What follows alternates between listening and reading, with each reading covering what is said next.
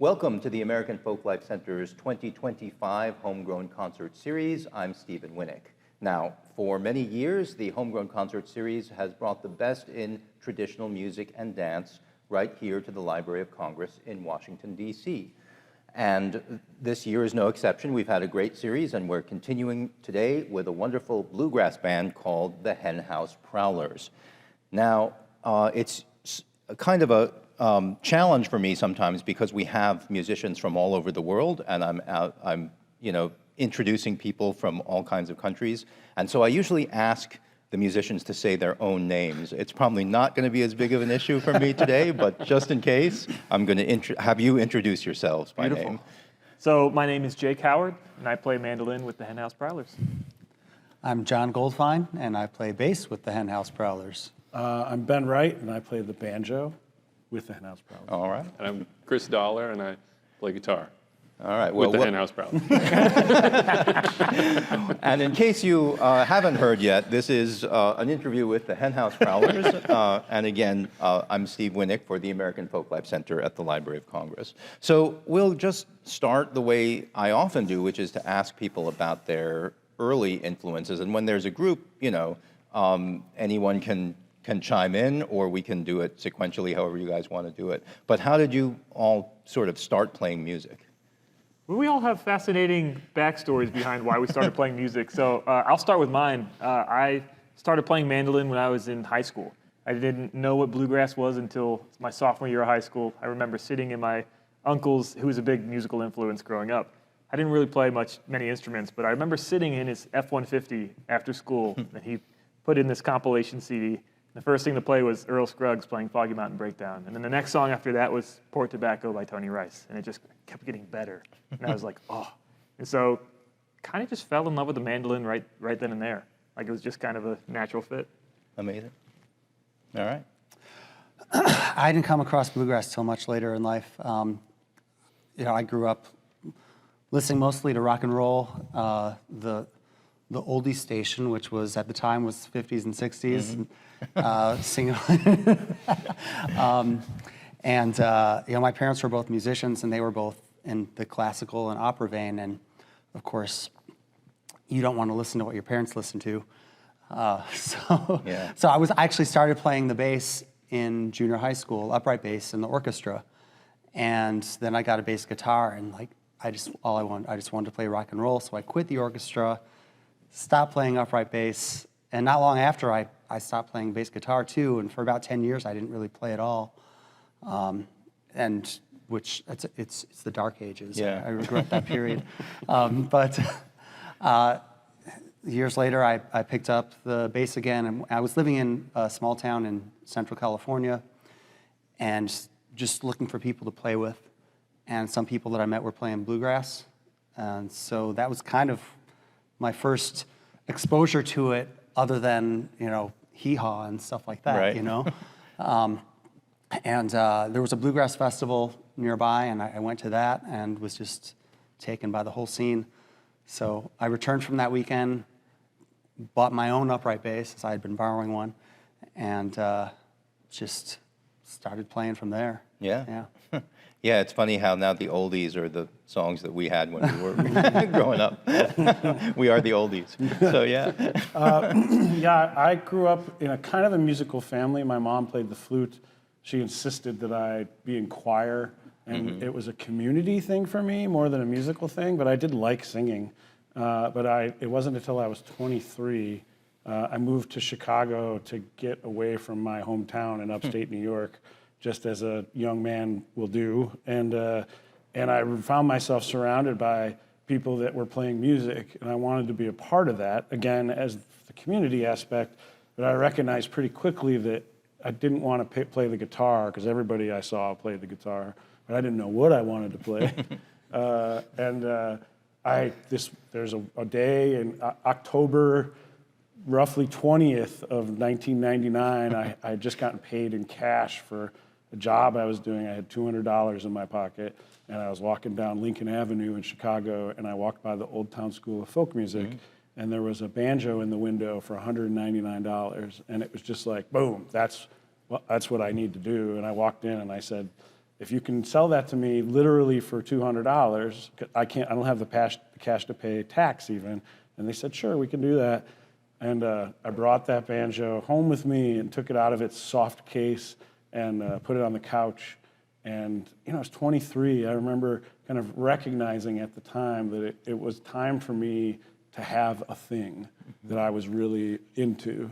And that's what became it for me. Cool. Well, it's great to hear Old Town mentioned. It's a great institution, and Absolutely. We have good friends there in Chicago. So so thanks for bringing them up. Did you get groceries at all that week? What? $1 I never worth asked of you about groceries. that. Like I knew the story, but I'm like, did you eat it all that week, or was it? Pack of ramen. I mean, it was you get just several packs of payday. them. Like, it was one payday. It wasn't all of them. Yeah. All right. So I got started. Let's see, that was junior high. The school I went to had a great music program, and all the students in 5th grade got to try out a bunch of instruments, and I got trumpet. It was my first choice.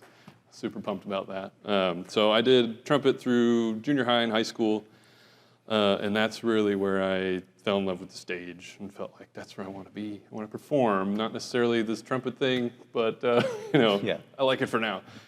So in high school, I ended up getting a acoustic guitar. I had an electric first, but I quickly moved to acoustic music because I fell in love with the sound. So I was playing acoustic music, but I didn't really know about bluegrass until about my senior year when a friend of mine showed me the movie Oh Brother, Where Art Thou? And we were like, hey, this is pretty cool. We should look into this. So my first bluegrass show was Yonder Mountain String Band. So they were kind of my first, this is what a bluegrass band does. Awesome. Yeah. But then I later got into John Hartford very much so. And sometimes I feel like he's my spirit animal. Yeah, he was amazing, absolutely, yeah. And I'll mention, as long as you brought it up, that most of those recordings in Oh Brother, Where Art Thou that they sourced for those songs are here at the Library of Congress in the Alan Lomax collection. So Awesome. though I'm sure they used others as well, but they used a lot of our Lomax recordings. So so thanks for bringing up all our friends and influences.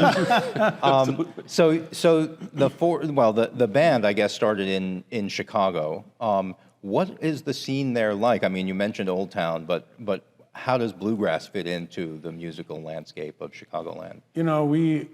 We have being a bluegrass band from Chicago comes with baggage because everywhere we go, people are like, bluegrass in Chicago, it's a blues town, and it's like it's a 10 million people. Yeah, It's an everything town. And so yes, there's a bluegrass scene, and yes, it waxes and wanes depending on what's cool and what isn't. But John Prine, Steve Goodman, Chicago has a folk music history that's unrivaled, and Flatt and Scruggs recorded some of their most famous recordings there, and so it does have a legitimate place in the bluegrass world. But on a local level, Chicago has multiple jams. The Old Town School is an epicenter. It's south of Chicago in Frankfort. There's the Down Home Guitars, which is one of the best guitar stores in the country, I think. And it was a place for us to start a band. Like, there was enough people around to go to shows and to bump into people and put a band together that now is at the Library of Congress. Yeah. The scene is waxing. Yes, the scene is waxing indeed. Yeah. So how did that happen? How did the band come together?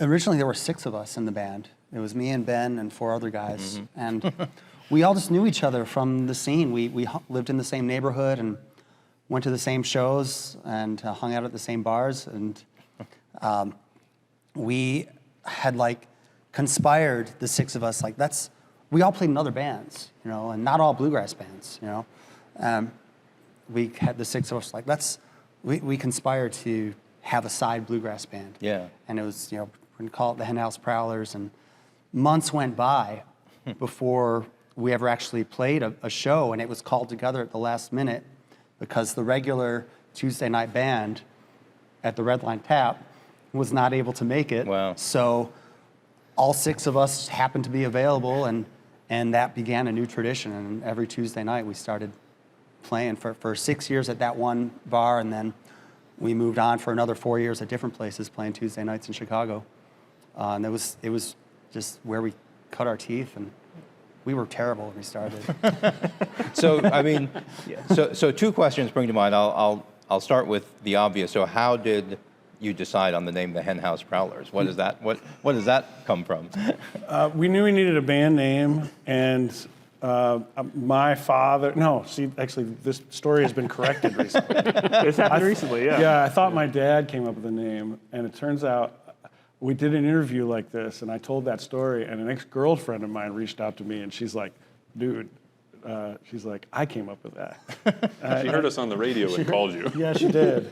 And she's right. Like, she was who I was with at the time, and she knew I needed a name. She was a writer, and I still have this list of names that she came up with, and the last one on that list of about 50 names is Henhouse Prowlers. And I wish there was a better story behind it. Really, I remember saying to her, well, I want it to sound like a bluegrass band, but not sound like every other bluegrass band name. It can't have boys in it. It can't. Mountain. Yeah, like. No landforms. Right. No landforms. And you know, like Henhouse Prowlers, it sounds just a little salacious, you know, Right, just like, right. oh, it's them sneaking around, and it sounded cool. And so. And the possible double meaning of hen house with, chickens, but other things possible. too. Absolutely. Yeah. Absolutely. So, it's definitely a cool name, and it's funny that you had that correction come up. I know a lot of people who are in bands or musicians generally, we kind of wander around, and whenever we see a cool phrase, we're like, that's my next band name. Right. But you had a whole list like 50 names. we keep lists on our phone Yeah. of stuff we hear. We're like, oh, that's a great band name. Yeah. Oh, yeah. Yeah, totally. So the other question that came to mind when you talked about being initially not very good is obviously the music has changed hugely. You've been around now for over 20 years. Mm-hmm. So what changes have you seen musically in that time? I know that's a big question, but... We've had, I don't know, over the years, maybe 14 different band members. Some lineup changes over the years, and every time someone new came in, it would change the sound a little bit. Mm-hmm. But I mean, in the last 5 to 7 years now, with Chris and Jake joining, it's changed a lot. Changed a lot. None of us really come from a bluegrass background, Right. We didn't grow up with it. So we all have other influences that we've all brought in along the way. And like Jake and Chris's influences have really, really helped reshape the sound of the band, I think. Mm-hmm. Well, I joined this band as a big fan of the band. Like, I knew your guys' songs already. That was the easy part. But it was great that, as we hit miles together, and it changes everything. Yeah. Yeah, and I will say, if I'm being honest, it took me a long time to allow that to happen. And I think that's one of the answers to a band's lifespan is being willing to let it change and to let new people come in and change the sound. And I'm proud of what the band sounds like now more than I ever imagined that I could be. And I think part of that's because I've taken a step back and let guys like Jake and Chris, they're so talented and so, insanely, and it's like I can't, if 20 years ago, 20 years ago could hear what we sound like now, I wouldn't believe it. Right. I wouldn't believe it. It's so interesting you say that too, because we come from, Chris and I at least, or maybe just me, come from a different perspective of that. Like joining the band, you guys already have had a sound for, 15 years when I first joined the band. And for me, it's just like, oh, this is just our sound. This is just what we do. And for you guys, you have gone through such a wide swath of songwriting and how tunes sound and how you guys sound, and how your playing sounds. Mm-hmm. So it's just interesting to hear you say that. Yeah. I think. Oh, go ahead. No, please. Another thing I think that's helped our sound evolve in the last few years has been the record label that we're on now, mm-hmm. Dark Shadow Recording, and we're working with Stephen Mogen, the producer. I think his suggestions and helping us arrange songs has really helped change things too, mm-hmm. just kind of reroute things a little bit. Yeah, that's part of the evolution also is allowing other people into our circle, and it allows us to do bigger and better things with Stephen Mogen, but also our sound engineer, Ian, is a huge part of this band's momentum, knowing we have a sound engineer every night who is invested in the band, and we have a manager, Anna, who is taking care of things right now so that we can sit here and do this. And like, you know, it's hard to go to do this whole band thing, period. And without help, it becomes more and more impossible, so. Yeah. All right, well, you mentioned arrangements, so we might as well talk a little bit about your process for starting. I mean, so I guess there's three questions here. We are an archive and a library, obviously. And so we have, and this concert series is typically a traditional music series. So I guess one question is, what's the place of tradition, of those older traditions, like the "O Brother, Where Art Thou" material, in what you do? I know it's not the majority of what you do, but so how does it fit in? It's the foundation. I mean, bluegrass is still the foundation of this band in a huge way, whether that's simple, you know, rhythm, bass on the 1 and 3 acting as the bass drum, Yeah. mandolin on the 2 and 4 acting like the snare drum, and G-runs. Yeah, G-runs.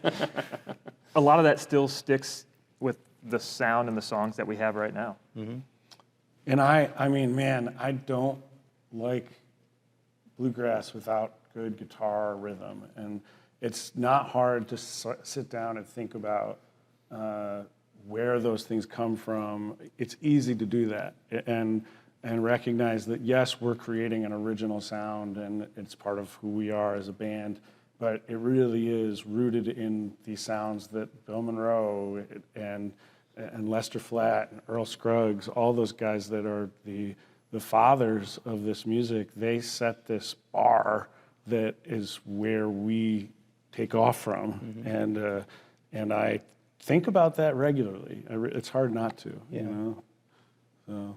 Yeah. Well, thanks. Yeah. And that said, of course, you're primarily play original material. So talk about your songwriting process, if you could. Sure. I mean, we're all songwriters. At the last album, we had almost 40 songs to choose from to narrow it down.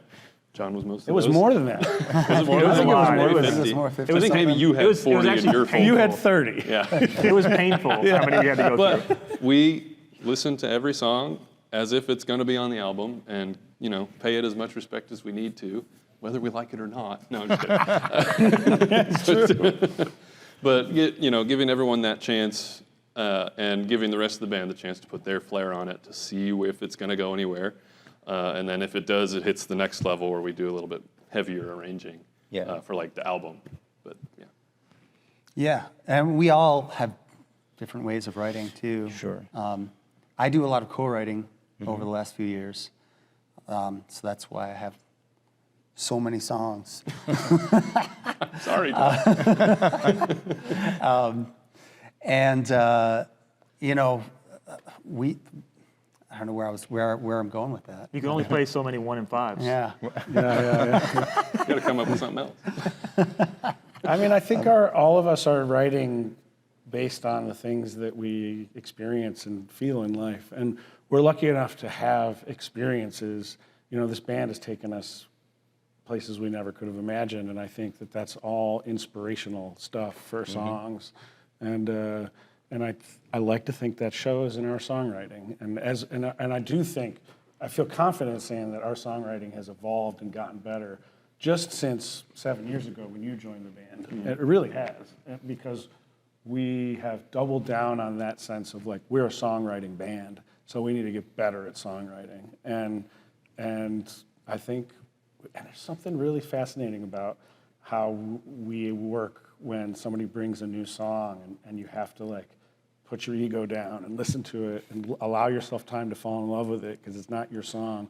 But I think we create space for that with each other, and I think that's healthy, and I think that's something that is, again, allows for longevity. You know. Absolutely. Yeah. So I guess the typical question is, are you a words first person or a music first person? But when you're talking to 4 songwriters, it could be different across the board. So Totally. That's a great question. I think it's yes, and yeah. I mean, every Yeah.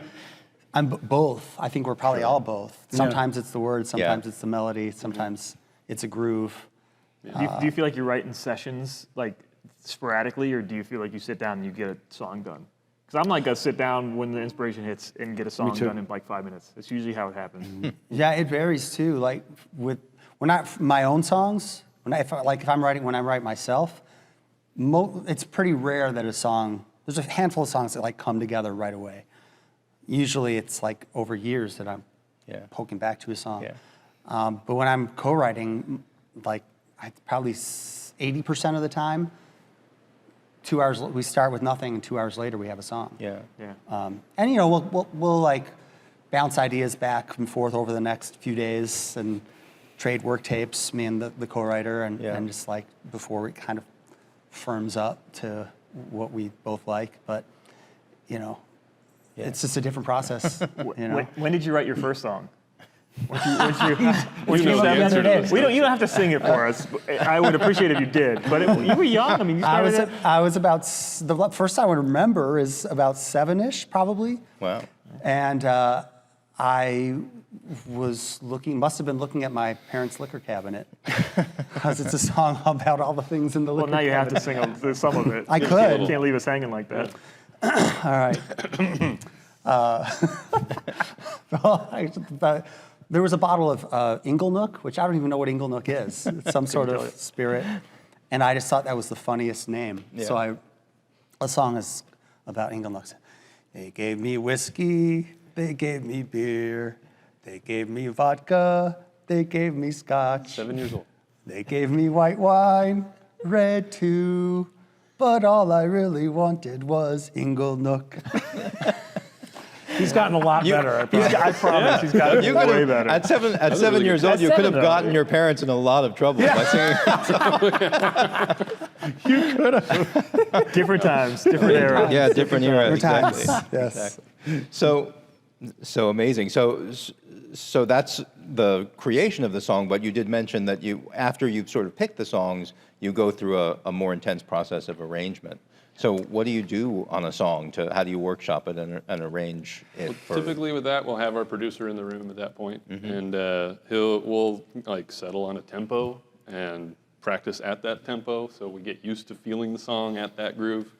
Run it front to back, run sections at a time, figure out where solos are going to go, whether it's necessary to have us all take a break or if we just need a little banjo here or whatever. But yeah, it's really kind of the workshop part where like you've got all these tools and you got time. Get as far as you can. Yeah, I know a good process that we went through that's similar to that was the song Lead and Iron, where that song's really simple, wrote it with 3 chords, D, C, and G, and that's both the verse and the chorus. And so there needed to be something extra that happened. And I remember sitting in Ben's basement, wrote a quick little intro thing that was some random chromatic chords, and I was like, oh, that sounds cool. We fleshed that out, and then kind of your break banjo part came from those chords, and then the ending is the same chords. And it just kind of glued together these really, honestly, a pretty simple tune into something that is a little bit more presentable. That's got movements. Yeah. That song has It does. movements. It really does. And that was part having a producer there, but it was part us all throwing our ideas in the pot and trying things. And it's so funny because you need to give space for things again to suck until they don't, and play things 2 or 3 times before you pass on it, because you got to give it a chance. It's hard. It's so hard to put that wall down and be like, let's give your idea a shot, even if I think it's bad. Yeah, right. It's not easy. It's rewarding. I remember that morning for that session. I guess maybe for all of them, I have to wake up that morning and try to push my personal feelings down about everything and be like, I'm coming into this today as a member of a unit, and we're going to work on things, and it's not going to be easy. But at the end, the product's going to be something we all feel really good about. And if there's a mental state, I think you have to be in to do that stuff with guys that spend as much time together as us. You know, so. Proud of you. Yeah. No, those are, important things for people to know about this whole process, because, it can be hard working with other personalities and other creators, really. So Yeah, we're on the road, over 100 days a year together. So it's a lot. There's a lot Add of a time couple together recording too. dates on top, and then Yeah. Yeah. So do you guys feel that there's like a trademark or a signature thing that makes something a Henhouse Prowlers song or album? Is there something, particular that you do, or is it just That's a do the great best? question. Yeah. I've never been asked that. I don't know. I'd love to hear other people's thoughts on that. Yeah, For real. I think strong songwriting is definitely a big part of our sound. Yeah. Having songs that are different, album to album, they're different songs, different feels on it. So anyone can walk away from listening to the album being, even if they just pick one song, like, I like that song. That's great. I think this band has always historically leaned towards the dark. Yeah. But which is, I think, a juxtaposition to who we are as people, and I think that that's a good thing. Bluegrass obviously has this great history of up-tempo tunes with horrifyingly depressing lyrics, but I do think more recently we let the music get dark too, along with those, and so. But I wouldn't call it a signature. It's just something we've currently been experimenting with. we learned some minor chords. Right. Right.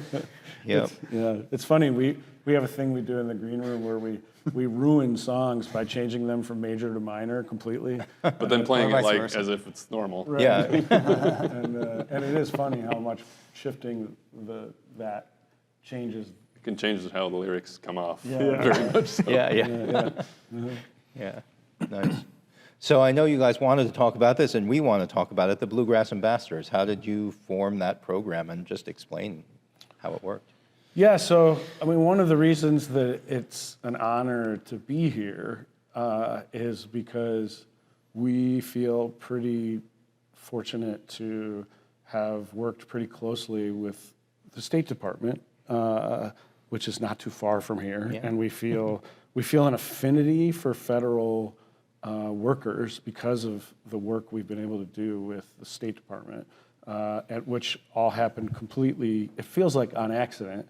Back in 2013 or 14, 13, thank you. we applied for the American Music Abroad program, and that was the beginning of that work. And I remember they sent us to West Africa on that first tour. And there's a guy who's coming to the show tonight who was an evaluator for the State Department on that tour. And I sat with him on the banks of the Niger River in Niger, drinking a beer, and he said, "You guys are really good at this." And he said, "I don't know why more bands don't actually do something with this. Like, these are life-changing experiences, doing cultural diplomacy work, playing music with musicians you don't even share a spoken language with. And those experiences have kind of changed who we are." And that conversation with him was something that bounced around in my head for a couple of years as we continued to get invited to do more and more of that work. And we'd come back and have these songs that we'd learned for the tours that were in other languages, and we found American audiences that were not only fascinated in it, but also requesting these songs in other languages. Yeah. And that just felt so good. And so that's the Bluegrass Ambassadors kind of came out of that. We met with a woman in Chicago who used to book bands at the Old Town School, and she consulted us on starting a nonprofit. And that's the short version of the story. Like, we now continue to work with the State Department. We just got back from Kazakhstan. But we also do our own programming, and we did a program in the Czech Republic last year, and we kind of have this feeling like we'll always be available to do the work with the State Department, but the work means so much to us that we want to continue doing it on our own as well. And so it's become a huge part of who we are. One or two songs in a set will be from somewhere else in the world with our spin on it. Yeah. We've just learned that music is like the ultimate exchange across people. Like, it really is. Cool. Yeah. Well, tell us about some of the unusual places that you've played since you've been traveling the world. Can you name all 30 countries? I could, but that'd be a waste of time. We had a day, one I will always look back on is in Liberia. We had a day off in the capital, Monrovia, which, is named after President James Monroe. The history of that country with the Back to Africa movement and all that is just amazing. We got to stand where those ships landed, but we had that day off, and we went into the center of town, and there's a hotel up on a hill that was called the Hotel du Coeur, which was the only five-star hotel in Africa in the 70s, and Charles Taylor, the dictator, used it as his base during those terrible years in the 90s. And we got to stand on the top of that hotel and look over Monrovia and kind of soak in this devastating history, but also, and see it firsthand, which I think is often the most powerful thing we get out of these experiences, is to see these places firsthand and speak to people who experience these things that we're fortunate enough as Americans never having had experienced. And I will never forget that day, feeling familiar with Liberia of all places, Anybody else? I mean, that's the first day that comes to mind for me too. And that like the decor was abandoned, and just like the graffiti on the walls from Wasn't it riddled with bullet holes too? Yeah, bullet holes, and like the graffiti from when people were like holed up there. Right, yeah. It's just wild to be right there, and just being in different parts of the world that are just so different, where the way of life is so different than what we've become accustomed to living here, and seeing it all firsthand. And it's one thing to see pictures and video and hear stories, but to be there and with the smells and just everything, just all the surroundings is really perspective shifting. Isn't it? It's fascinating. When you travel, there's a lot of different cultural aspects that we're just not used to. Mm-hmm. But we also realize that humans, no matter where you go, are pretty similar. That's the flip side of it. We're all just humans. I mean, we all do. The songs that we play, a lot of them have very similar themes to all the songs over here. Love, life, and death. It's all there. Yeah, we just had as I said, we just got back from Kazakhstan, which was one of the best tours we've ever done, easily. And we had a new experience when we came back. A lot of times, some of the most profound stuff that happens is back in the States, when we get an opportunity to kind of demystify these places, and then people come up to us and say, I had a neighbor that was from that part of the world, and all of a sudden you gave me something to talk to them about, and we shared a love of this song, and they couldn't believe it. But we came home from Kazakhstan, and we played at a small festival in Illinois, and we got off the stage. One of the last songs we played was the Kazakh song, Shinaram it's called, and we're probably going to play it tonight. And this young kid came up to me, and he said, can I talk to you for a minute? I was like, sure. And he was kind of stammering, and he couldn't get his words out. And I was like, dude, I'm here. I'm not going anywhere. And I think that kind of chilled him out. And he said, I just got to tell you, he's like, I'm 24 years old, and I was adopted from Kazakhstan. And he's like, sometimes I look at the moon, and I think that's the same moon that my birth parents are looking at. And he said, when you played that song tonight, I thought, that's music my parents know. And he hugged me, and he didn't let go. And it was who gets to do stuff like that? Yeah. Who gets to make a connection like that? And so I think that was another reminder of why that's an important part of what we do, and something I'm really proud of. Yeah. Yeah, I think like it's easy for us to kind of take for granted what we do. I mean, it's our jobs. You know, we're musicians. We're lucky. We're lucky to be able to do what we do, and all. But then to take it to that next level where we're actually impacting people in that way, like that's. Never saw that coming. Yeah, exactly. You know, that's Crusty bluegrass band from Right, Chicago right, makes it to this. The Henhouse Prowlers. Right. So how do people react to bluegrass in other countries when they don't necessarily know bluegrass? You show up and you play, and what kind of reactions do you get? I mean, sometimes there's no reaction until we play a song that they know. It's the icebreaker. That happens a lot, but sometimes when we were in Cambodia, we talked to a few of the people there who could speak English to us, and kind of got the vibe that it's just too fast to dance to. So we started playing, change the set a little bit, play a few slower songs, and it kind of made it a little more accessible. And then when we play the song, it's like, oh, okay, I understand what you're doing. Yeah, and Chris said something really important. Whichever country we end up going to, we learn a song from that country and sing in their language, and it gives them context for the sounds that they're hearing. So when you just show up and play bluegrass, sometimes there's just straight confusion. You're like, I have never seen this. I don't know what's going on.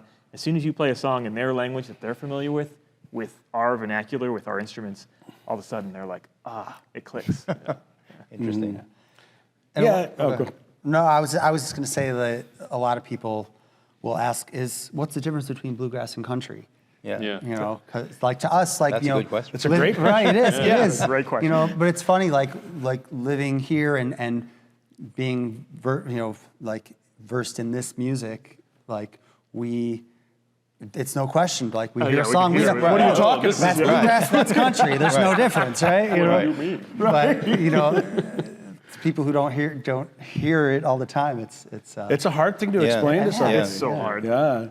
I feel like we start answering and then we get into these circles where it's like, well, then there's this. It's Right. like, There's always an exception to whatever we say about it. always. Yeah. Yeah. So. You were starting to say something. Well, no, I mean, I do think the instruments are, the banjo and the mandolin especially, and the bass too, because the bass is so huge, and a lot of times if you're in a remote part of Africa, there aren't a ton of upright basses, but people are definitely interested in the instruments. And it's fascinating, I think most people now know that the banjo is absolutely rooted in West Africa. Yeah. And there have been multiple times in that continent where we've played with people. I played with a guy who was playing the accounting, and he only spoke French and Arabic, so I could not talk to him about it. And we jammed together, and he left that night having no idea that the banjo was, that his instrument was the great, great, great grandfather of mine, and he didn't know. Yeah. And there's just something mind-blowing about that. But you guys were able to tune up together. We and play. were. Yeah. I mean, the accounting has 3 strings, and it has a string halfway up the neck, Yeah, like the right. banjo. So I tuned my banjo down half a step, and we both were all of a sudden playing on open tuning instruments, and it worked so fast and so easy. And to him, it was just kind of like cool, and to me, it was like, oh my god! So it was cool. Yeah.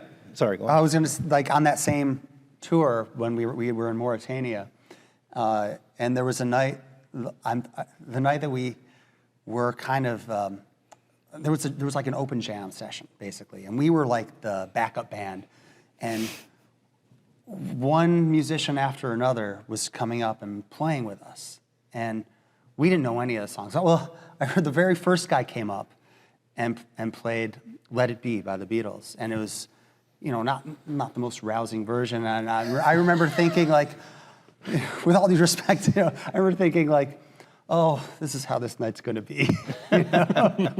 But then, like, one after another musician was coming up, playing songs that we had no idea what they were playing, different time signatures, and we just kind of we adapted, and it wound up being this incredible night. And that was, to me, that was the night that I I got it. Like, oh, this is cultural diplomacy. Yeah. Like this is, the power of music to cross cultures and cross language really hit me in that. And I'll say I know we're talking about this a lot, but I will say that there's another moment on that tour where we were getting on the plane for the final country was Niger from Mauritania. And I said to John as we're waiting in line to get on that plane, I said, John, like for the first time in my life, I think I'm really proud to be an American, like because who knows that the Foreign Service does this stuff all the time unless you see it. Yeah. And like I was just beaming with pride, and that has been the foundation of, that's part of what we do with Bluegrass Ambassadors is spread that knowledge and tell these stories and make sure to include the fact that this wouldn't have happened if our Foreign Service hadn't made it happen. Yeah. Used us as a tool to connect people. And I'm proud to be a tool sometimes. Well put. Well, it's nice to get a shout out to our State Department colleagues and the Foreign Service officers there, because they really do an amazing variety of work, but people don't know about this kind of work, about the cultural work that's being done all the time by the State Department. So so thanks for highlighting that for us. So you gone on these fantastic tours, and then you come back, and so you mentioned how it affects your relations with people in the audience who happen to be from those countries, but how does it affect your general music and your general interaction with American audiences, do you think? There's a song that we play every night, and it is a pop song from Nigeria. Because our fans request it every time we show up. That's how it's received. Yeah, that's great. That song's a banger. What are you going to do? Yeah, you have to play it. I bet we'll play it tonight. I hope we Probably do. will. Probably will. It'd be a terrible tease if you said that in the interview. Right. Not play People it. watch the concert and it's not there yet. It does. We do talk to people a lot after our shows. We make a point of being like, hey, the shows, make sure to come and say hi to us at the merch table. And you just wouldn't believe the conversations that we have. People are so moved by hearing music that they didn't know in a different way. And so we meet teachers, we meet students, we meet people. A lot of people want to tell us about their travels. And I think that brings us closer to people because it gives them something to talk to us about after the shows. I've never even thought about that, but I think that's true. Like it gives them an extra, not just the bluegrass music, but like an extra. Oh, my daughter studied in Kenya or whatever. Yeah, and I think that makes sense. Yeah. It's an interesting connection. Musically, I'm sure it affects us musically. Like Chris has a wonderful son and stayed home for the last trip we took to Kazakhstan. So we learned this song and then we brought it home, and Chris is a great musician and did his homework. And so when we didn't skip a beat when he came home, he just was playing the song with us. But you brought this rhythm to the song that was like, where did that come from? And I think, to me, that was one of the first times that I've been like, this is what we do now. And you just used those tools of learning a dozen songs from different parts of the world and instantaneously made that song better, even though you hadn't been playing with us for weeks. And it really was a moment where I was like, we're getting better at doing this stuff and learning these songs and making them our own. And, About time. Yeah. So. And in any workshop that we do at a music festival or before shows, which we do a lot of, most of those are geared towards Americans and showing them the power of this music. And we actually usually have them sing in different languages. Yeah. And it's so entertaining because like we're usually the ones getting laughed at by we go to a country and perform the song and people are excited about it, but they're laughing too. Our accents are so bad. We know it. We're cool with it. We know how to sing those words. Yeah. That is it. And we're okay with that. We're cool with being made fun of, but we're still making that connection. And it's cool to see the other side of it where we've performed it enough to where we sound more passable and hear people just learning. It's like, I was there. I sounded like that before. Yeah. So. Yeah. Cool. Well, let's talk about a couple of your recording projects. We'll finish up with your latest album, but you did record a Bluegrass Ambassadors Volume 1 record, which is kind of really cool. So explain a little bit about that. Yeah, I feel like we have to start off that conversation by mentioning Shure microphones, because that was during the pandemic, and they're based in Chicago, and they have a test studio in their offices in Chicago that is literally where they test microphones. That makes it sound so like not cool, but it's super really cool. cool. It's It's state-of-the-art so studio. cool. They have It's an so anechoic cool. chamber there, so you know, one of those Hear your places. heartbeat. Yeah, and it's Sure. It's like, oh my gosh, like we love microphones, but they offered up that studio. They're like, we can't use this studio for anything but testing, because we'd be competing with the people who buy our microphones. So. So, but you're doing a project for your nonprofit, we'll make an exception. And it was like state of the art. And they gave us unlimited time there, which is that we can't afford unlimited time. Bluegrass band. And so we got 10 different songs from 10 different countries, and we were able to pay artists from the countries we've been to during a time when no artists were getting paid. And that's both visual artists who did part of the graphic artwork, design graphic for it. design, and also musicians. Yeah, and we in the studio. I remember we were on Zoom with our friend in Uganda, Joe Kahiri, working through his song and letting him shape it, even though he was not there. And then he dropped vocals on it, and like. It was almost like they got to produce the song, and we were like, "Is this okay? Right. Does this sound like your song?" Like, Yeah, and then I love all the songs on that album. The 10th song is one of Chris's songs called "Away Away." That is that really, in the middle of that project, became clear to me. To me, that song's about the value of travel and getting away from where you are. And so what a great song to put on this album of songs from all over the world. And we had 3 different artists write verses in their language for it. Wow. And so it's there our weren't song. translations; they were their own verses. Yeah. Which I'm still not sure what the translations are anymore. I knew them at one point. Yeah, but it was the reverse of what we do almost, you know, and that felt really meaningful. I remember, I don't know, we were at a crappy hotel when that recording came through, and we listened to it. Yeah. And and it was emotional. It was like, oh my gosh, there's a woman singing in Arabic on this, you know, like. And you remember she played we met her at like midnight after a show, and we were sitting in the hotel lobby, and she pulls out, what did she pull out? Dutar, right? A dutar, Or- yeah, she was Uzbek. Just Oh my started. gosh. Oh, it was World ridiculous. class. Yeah, it was. And we're just like jaws on the floor at midnight. We're exhausted. Yeah. We're like, what just happened? Yeah, And yeah. I have video of that too. We should go back and watch it. That's cool. So yeah, and that project is a musical expression of what Bluegrass Ambassadors is, and it's something we're really proud of, and we very intentionally called it Volume 1. Yeah. So We'll look forward to the future expressions as well. And so tell us about your latest album, your latest Henhouse Prowlers album. Unravel. Yeah. Is that a pun on travel, or that was just random? Untravel. Yeah. Quite the opposite of what we've been doing. No, we struggled to find a name for that album. It's such a diverse album. Yeah, It's yeah. just each song is just a different landscape, a soundscape, and so Yeah. we really struggled finding. But I think that was purposeful, honestly. Yeah. Like, I mean, yes, we're 4 songwriters. We're going to get a lot of different songs, Yeah. but like, it was the right fit of different songs, I think. Yeah. Yeah. I'm so proud of that album, and I don't say that lightly. Like, I very seldom am proud of. We're pretty harsh on ourselves. Yeah. Self-critique. So It's the least bluegrassy of our albums. There's But some bluegrass. There's in it. still bluegrass. It's still gets categorized. It still categorizes bluegrass. Yeah. I'd still categorize it as such. But 11 songs, 10 original songs, and 1 cover.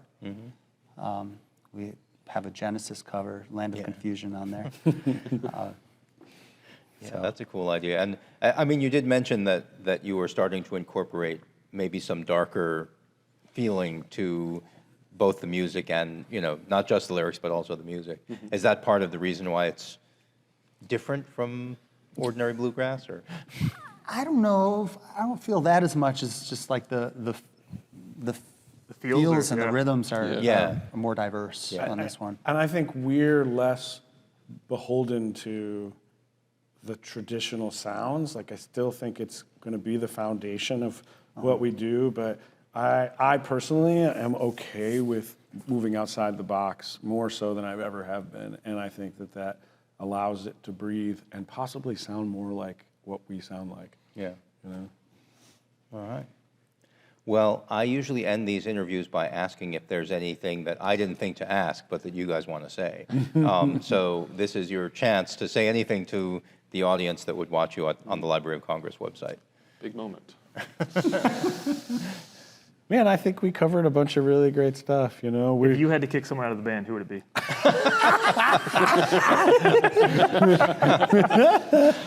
Who are your top two favorite who would it be? members of the band? It would be me. I would be kicked Top out. 10 favorite members ever. All three of these guys are my top 3 favorite bandmates. All right. One of us is last. That is true. One of us has to be last.